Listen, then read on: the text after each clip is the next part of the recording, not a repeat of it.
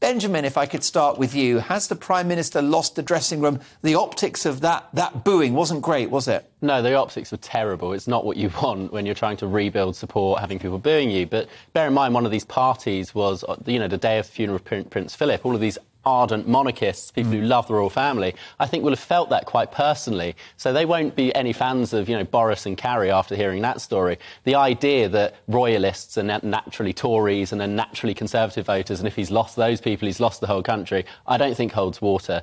I think, those sorts of people will have felt that quite personally and they will have booed him. However, they say it was a mixture of booing and cheering. I don't know how much it was, but does it really matter? At the end of the day, what matters is, can he continue to go on? I think he can. Does he have the support of his party? I think he does. The reality is, I doubt this is going to amount to anything.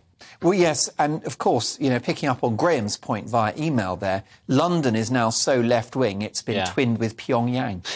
So it's not a surprise that a bunch of lefties might boo Boris Johnson. Well, it's not a surprise. He'll get cheered in the north of England, of course. Well, possibly. I mean, obviously people have travelled down for that service, so it's not necessarily all Londoners who will have been there, but I wonder if it was Londoners booing. I wouldn't put it past a lot of Londoners going, oh, he's just around the corner, let's all go and boo him. And it wasn't actually anyone there to support the royal family at all. It was perhaps a bunch of people who went out with the express purpose of booing him. But look, it doesn't really matter. At the end of the day, it's not a few boos that make a difference. It's about the mood in the country. Mike Parry, there will be plenty of people out there and maybe watching the show tonight who don't like Boris Johnson. But is booing ever appropriate of a public figure? Well, I didn't hear any booing, right? And when I heard the comments, I heard a bit of booing and all that, I went back and I thought, that's funny. And I really did honestly put my ear and I thought, this is a bit of licence here, To start off with, I don't think a lot of people would have known Boris Johnson was going to the occasion. You know what I mean? It's all about the royals and the Prime Minister's an afterthought. So certainly nobody went down there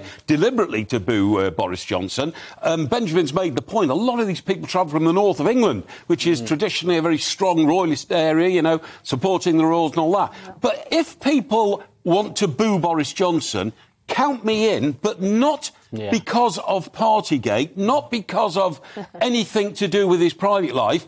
I want a Tory Prime Minister to pursue Tory policies, not the tax policies that he's pursuing, which are going to destroy our economy.